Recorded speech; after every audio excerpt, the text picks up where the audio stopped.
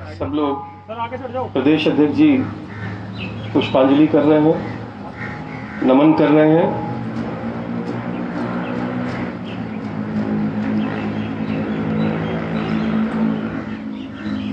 हमारे केंद्रीय मंत्री डॉक्टर साहब,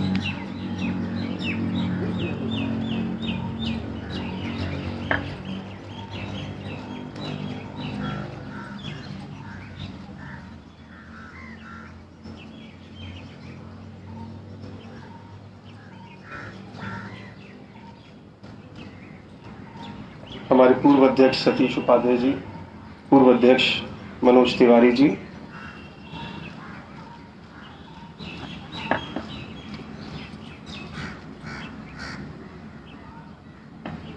नेता विपक्ष रामवीर पिदुड़ी जी,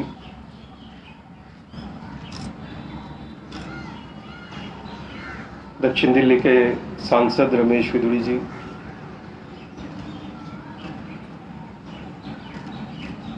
पार्टी के पूर्व अध्यक्ष जितेंद्र गुप्ता जी,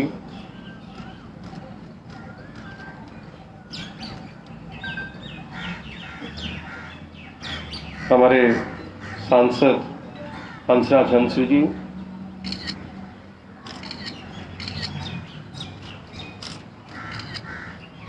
उत्तरी दिल्ली के महापौर जयप्रकाश जेपी जी, प्रदेश के महामंत्री कुलजीत चहल जी,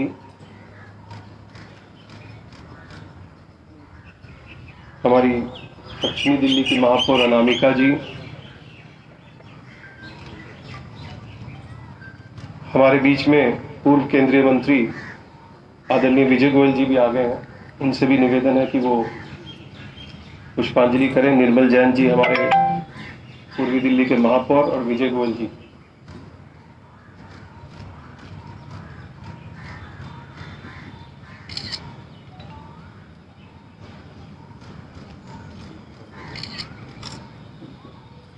हमारे संगठन मंत्री जी ने भी पुष्पांजलि कर ली है। मैं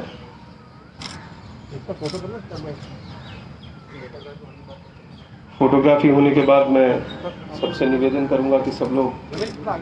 नीचे आकर अपना स्थान ग्रहण करेंगे।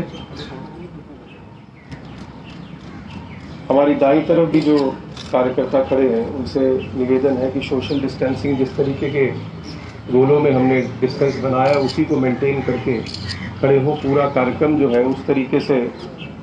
आखिरी तक रहना चाहिए कि ये जो सोशल डिस्टेंसिंग है वो अंत तक पूरा मेंटेन रहना चाहिए। मैं सबसे निवेदन करूंगा कि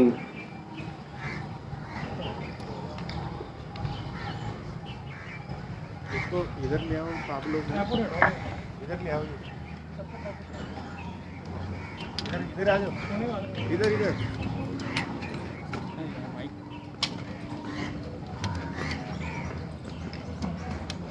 थोड़ा हटा लेना बस। आज डॉक्टर श्यामा प्रसाद मुखर्जी जी की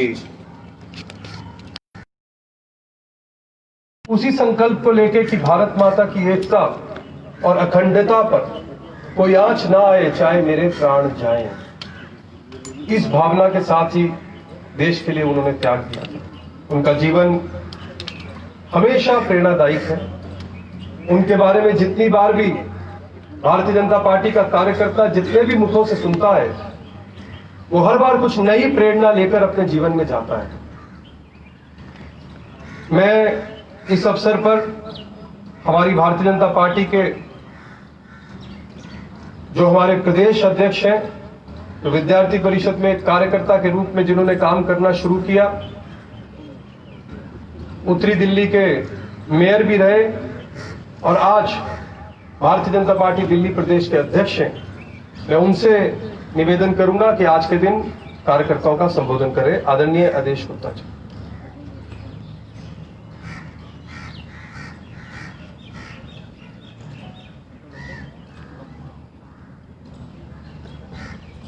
डॉक्टर श्यामा प्रसाद मुखर्जी जयंती पर आज हम सब लोगों ने उनके प्रतिमा पर पुष्पांजलि करके उनको याद किया है, उनको नमन किया है। डॉक्टर मुखर्जी जी के जयंती के अवसर पर उपस्थित भारत सरकार के केंद्रीय स्वास्थ्य मंत्री और दिल्ली की भारतीय जनता पार्टी के वरिष्ठ नेता डॉक्टर हर्षवर्धन जी, भारतीय जनता पार्टी के निवर्तमान अध्यक्ष सांसद श्रीमान मनोज तिवारी जी, विधानसभा में प्रतिपक्ष के नेता श्रीमान रामवीर सिंह बिधूड़ी जी, पूर्व केंद्रीय मंत्री श्री विजय गोयल जी, पूर्व प्रदेश अध्यक्ष श्री सतीश उपाध्याय जी, पूर्व प्रदेश अध्यक्ष श्री विजेंद्र गुप्ता जी, सांसद श्री रमेश बिधूड़ी जी, श्री हंसराज हंस जी, भारतीय जनता पार्टी के प्रदेश के संगठन महामंत्री श्रीमान सिद्धार्थन जी, उत्तरी दिल्ली नगर निगम के महापौर जयप्रकाश जी, दक्षिणी दिल्ली निगम के मेयर बहन अनामिका जी, पूर्वी दिल्ली से निगम के मेयर श्री निर्मल जैन जी,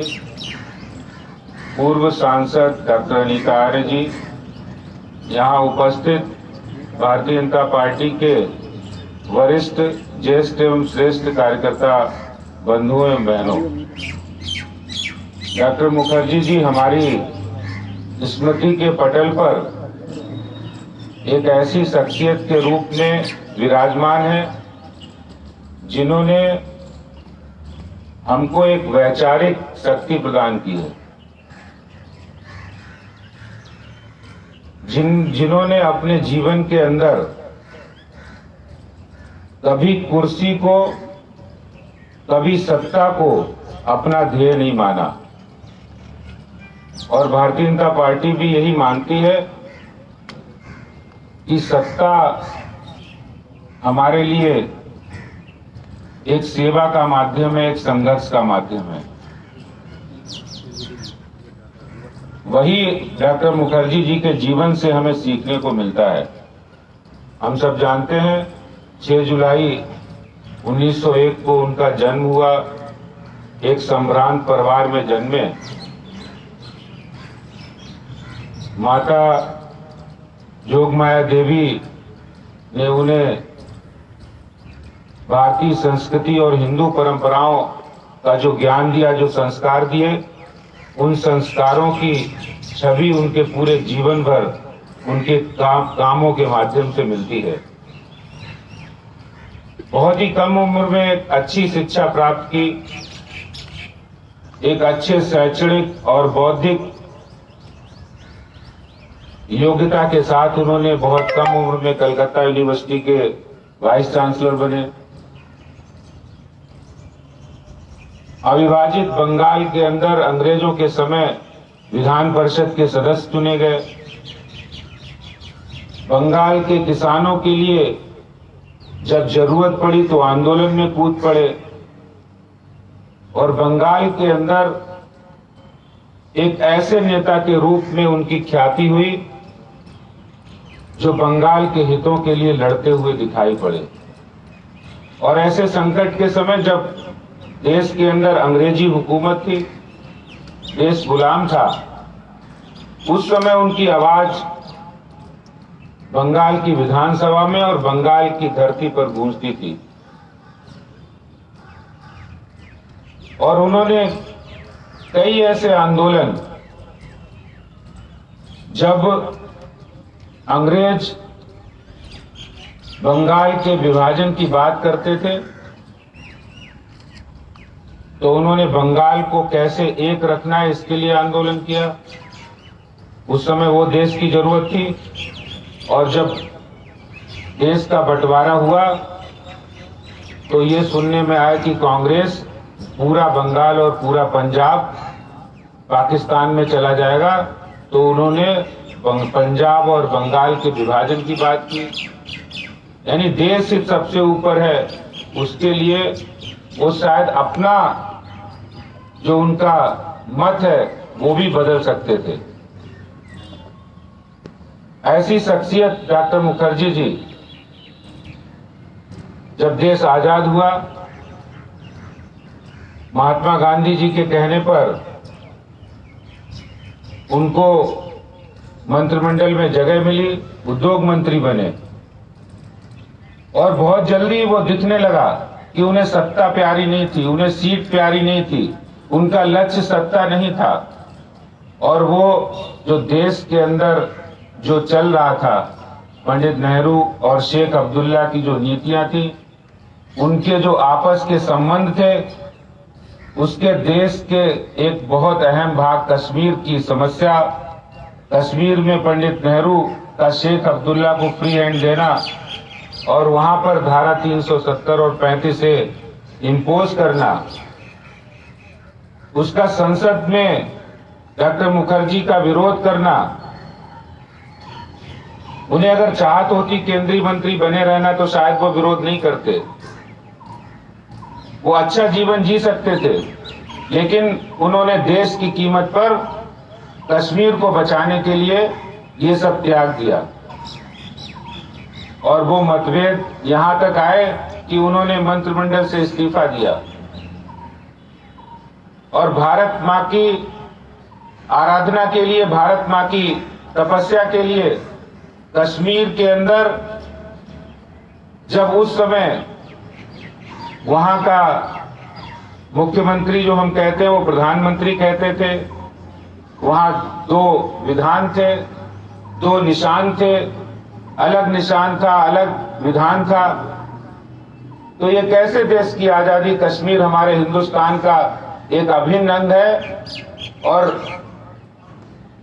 कांग्रेस के उस समय के हमारे प्रधानमंत्री पंडित नेहरू की नीतियों के कारण कश्मीर भारत से जाता हुआ दिख रहा था। उस समय डॉक्टर मुखर्जी ने आवाज उठाई और ये कहा कि इस देश के अंदर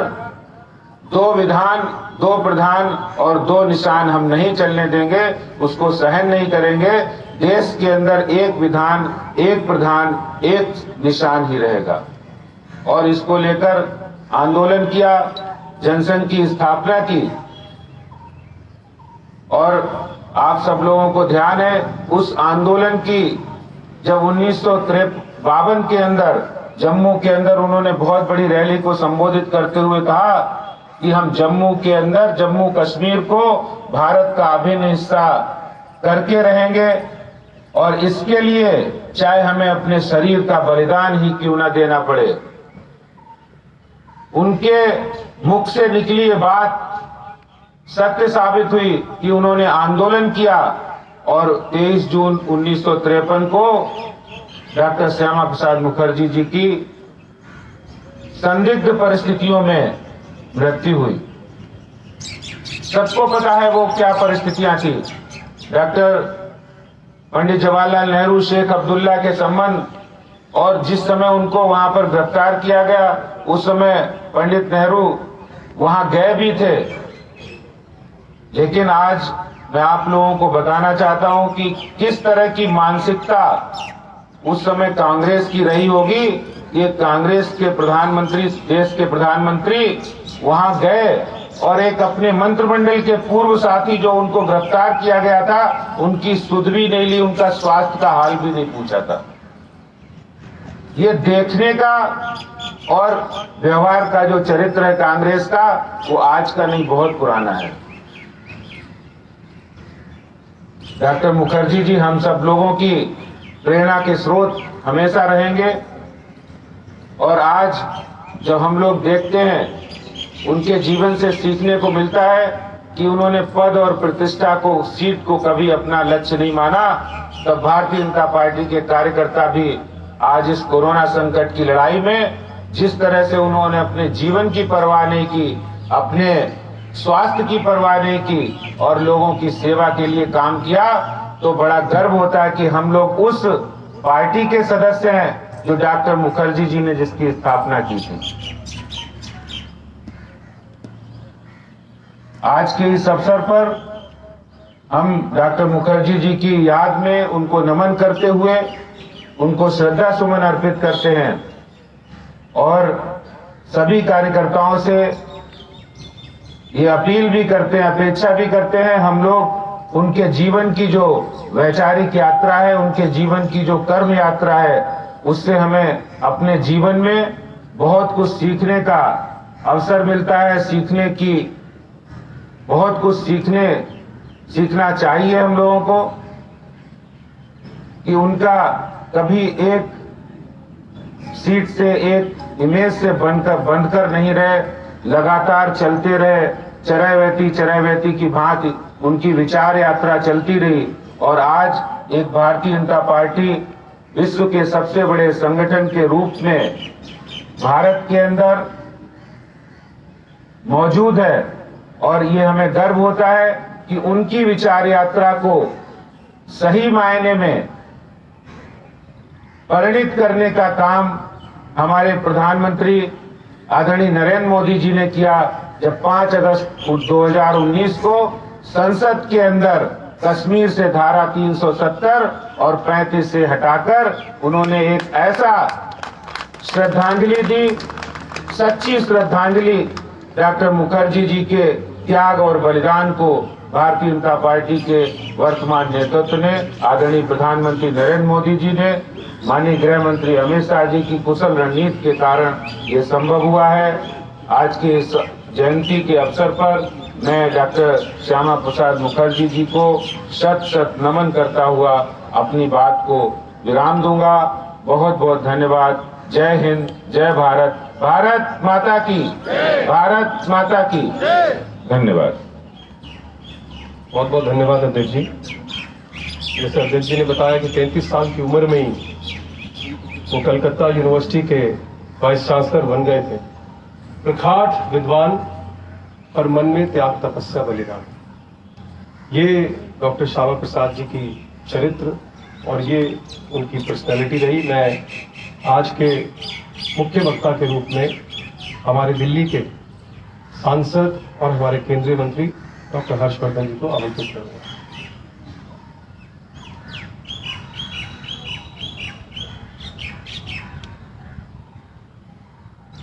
पार्टी के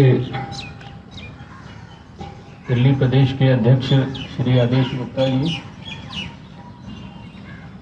हमारे सभी पूर्व अध्यक्ष श्री मनोज तिवारी जी, श्री विजय गोयल जी, श्री विजेंद्र गुप्ता जी, श्री सतीश उपाध्याय जी, संसद में मेरे सभी सहयोगी, यहाँ उपस्थित रमेश विधूड़ी जी, हंसराज हंस जी, सभी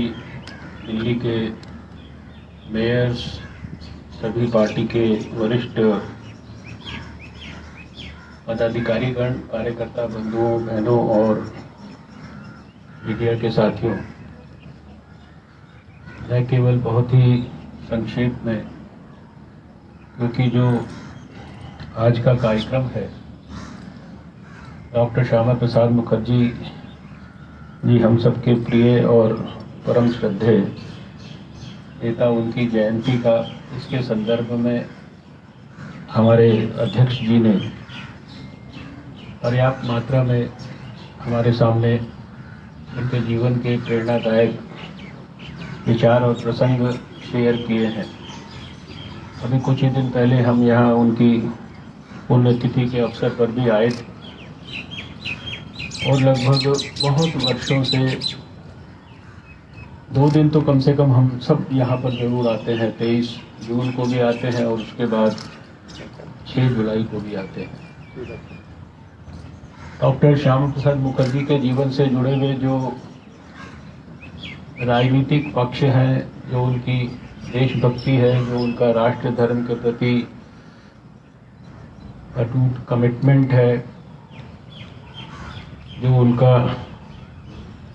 देश के प्रति समर्पण है, वो सारी बातें हम लोगों ने बहुत बार सुनी हैं।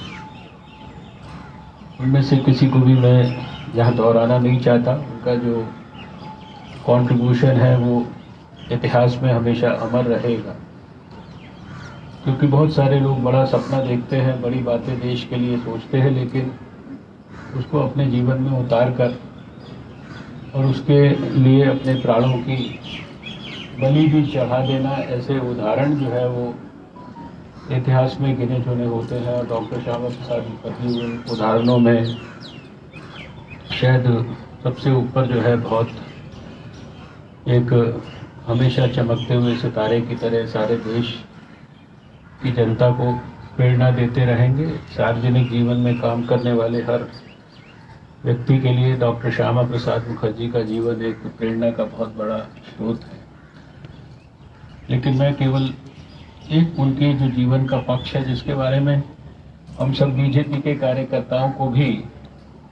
शायद उतना कभी संज्ञान में नहीं आया होगा, और मैं भी इतने वर्ष तक बीजेपी में काम करते हुए उसको कभी उस तरह से नोटिस नहीं कर पाया, जब तक कि मुझे 2014 में भारत के साइंस एंड टेक्नोलॉजी मिनिस्टर के रूप में प्रधानमंत्री जी ने जिम्मेदारी दी, और 2007 में जब हमारे आदरणीय राजनाथ सिंह जी ने doctor Shyama Prasad Mukherjee research foundation की जिम्मेदारी हमें दी, और उस समय हम लोग डॉक्टर श्यामा प्रसाद मुखर्जी और पंडित दीनदयाल उपाध्याय जी के जीवन के ऊपर रिसर्च करते थे। हमारे प्रिय साथी तरुण विजय जी आज आपके पार्टी के अंदर ऑब्जर्वर के रूप में आए हैं, जो राष्ट्रीय महामंत्री अरुण सिंह जी, और हम सबके जो श्रद्धेय भारत के राष्ट्रपति हैं आदरणीय श्री रामनाथ कोविंद जी, ये हम लोगों की टीम के प्रमुख लोग, हम लोग जो है मिलके डॉक्टर श्यामा प्रसाद मुखर्जी के जीवन पर रिसर्च भी करते थे।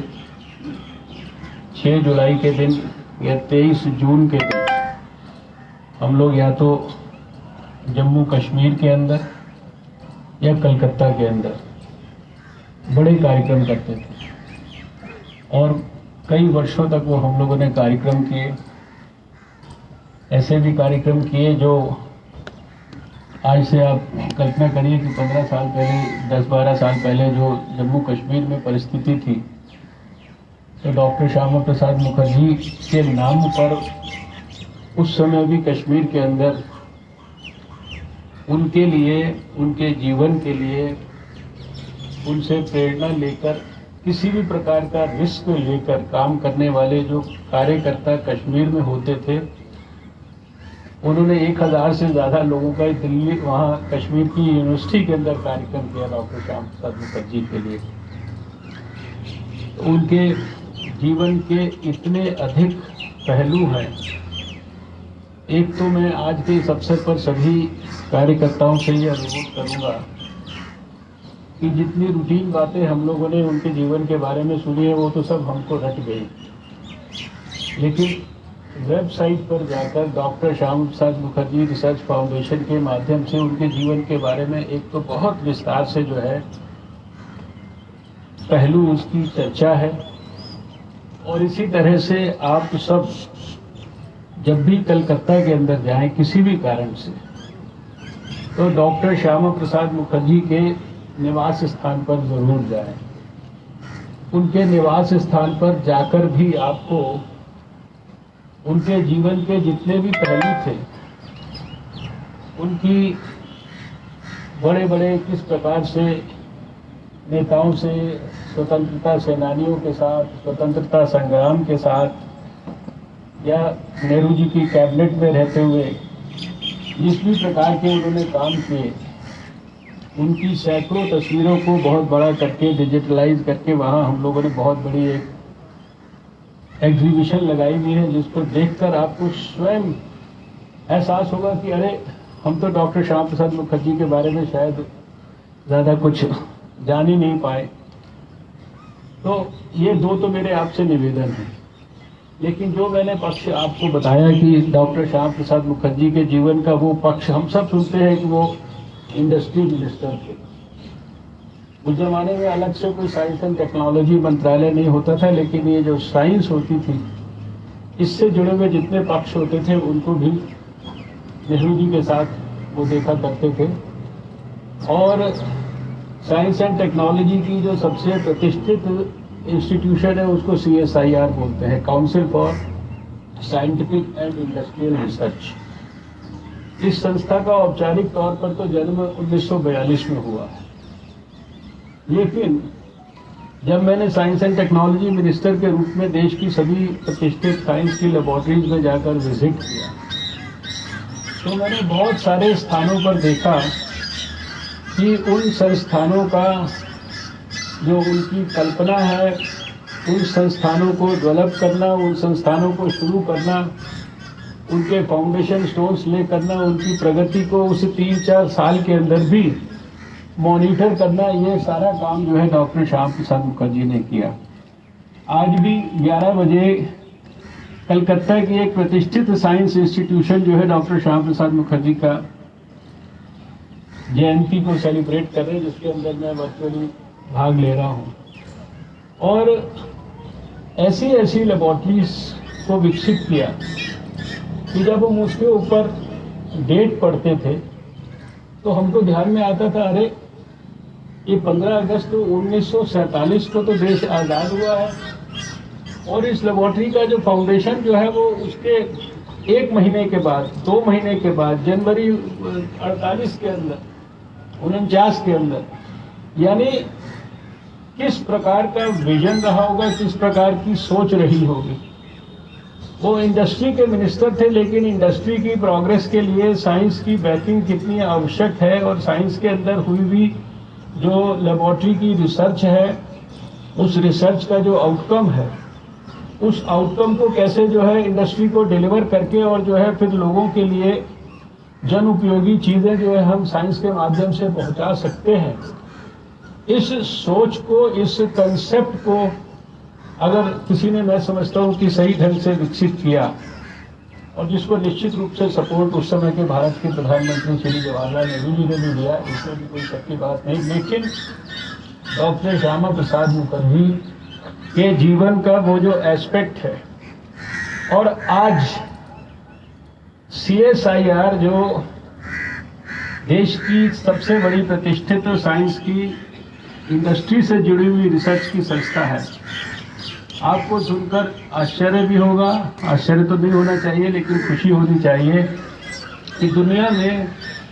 1200 से ज़्यादा ऐसी संस्थाएं हैं जिसमें अमेरिका, इंग्लैंड,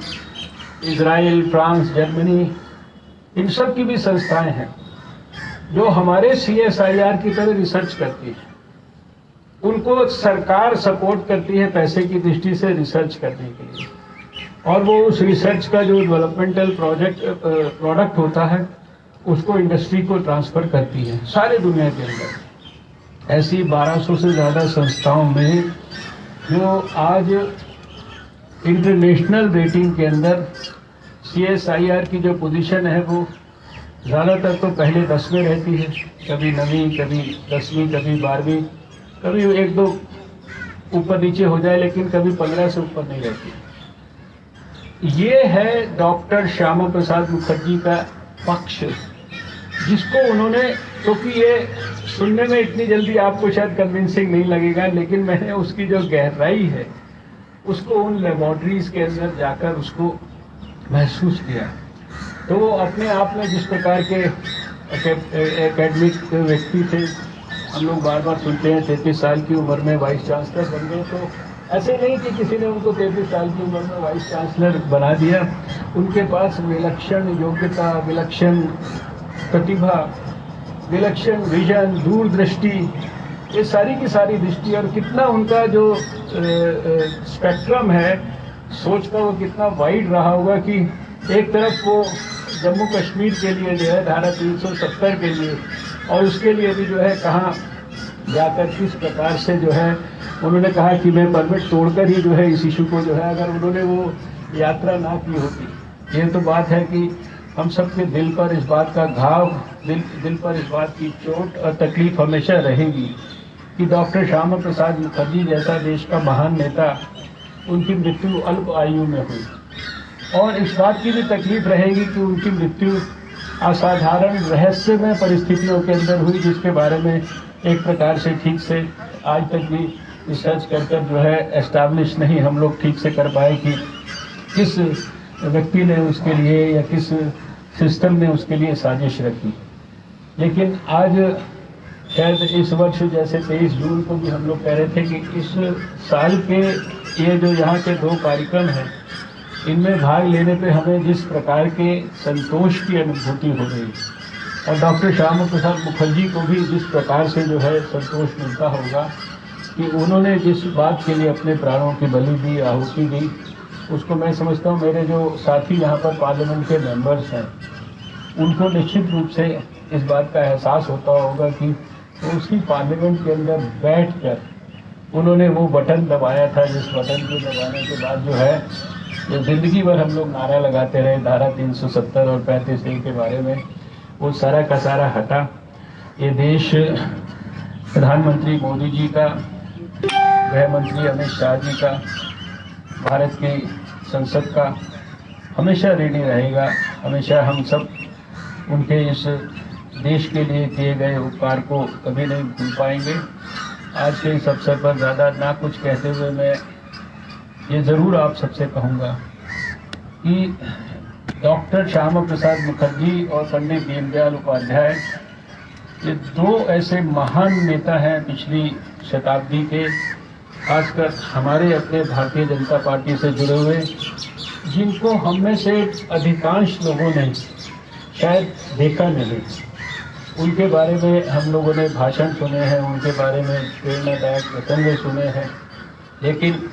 इनके जीवन में इतना कुछ है कि इनके बारे में हम जितना ज़्यादा पढ़ें, जितना ज़्यादा अध्ययन करें, जितना ज़्यादा उसको अपने जो है आने वाले पीढ़ी के साथ शेयर करें, क्योंकि हमारे बाद जो पीढ़ी आएगी वो तो हम में से तो कुछ लोग अभी भी ऐसे हैं जो कुछ ना कुछ शायद किससे सुना देंगे कि हम बहुत छोटे थे तो हमने दीनदयाल जी को जो है उसके बारे में नाम सुना। हम भी जो है 68 में उनकी डेथ हुई, हम तो 69 के अंदर संघ के संसद बने, और श्यामा प्रसाद मुखर्जी जो है जब उनकी डेथ हो चुकी थी उसके बाद हम लोगों का, अधिकांश लोगों का जन्म हुआ है। इसलिए आज यहाँ से अगर ये संकल्प लेकर गए कि उनको अच्छी तरह से जानेंगे, उनको अच्छी तरह से पढ़ेंगे, उनको अच्छी तरह से समझेंगे, उसकी प्रेरणादायक जो बातें हैं उसका 1-2% भी अगर हम लोग अपने जीवन के अंदर उतारने में सफल हो पाए तो मुझे लगता है कि ये जो पार्टी की तरफ से इस तरह के जयंती के कार्यक्रम या उनकी पवित्र पुण्यतिथि के अवसर पर भी हम आकर उनको पुष्पांजलि देते हैं, उनको सादर नमन करते हैं, इन कार्यक्रमों की सही मायने में तभी सफलता और सार्थकता होगी। इन्हीं शब्दों के साथ में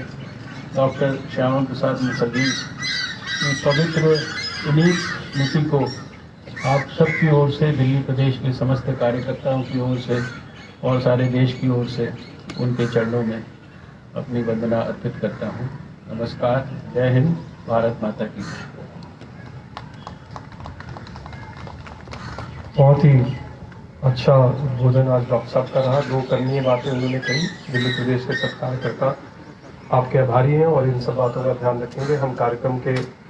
अब समाप्ति कर रहे हैं। हम सब जो मंच पर प्रमुख कोर कमेटी के लोग हैं उनका बहुत बहुत धन्यवाद। अब मैं सब अपने कार्यकर्ताओं से निवेदन करूंगा कि इस कार्यक्रम की सफलता, अब जब आप पुष्पांजलि करेंगे तो पूरा सोशल डिस्टेंस मेंटेन करते हुए, और इस तरफ से जब आप चढ़ेंगे तो जूते उतारेंगे तो वापस सब पुष्पांजलि करके घूम के उधर के फिर वापस यहाँ से जूते लेने हैं। तो मैं सब लोगों का, सभी मीनाक्षी लेखी जी भी हमारे बीच में आ गई सांसद, उनका भी बहुत बहुत धन्यवाद, और मंच पे खड़े सभी हमारे प्रमुख लोगों का मैं धन्यवाद करता हूँ। और यहाँ से कार्यकर्ताओं से कहता हूँ कि सोशल डिस्टेंसिंग किसी हालत में, जिस तरीके से आपने इतना अच्छा कार्यक्रम किया है, थोड़ा आराम से, बहुत आराम से और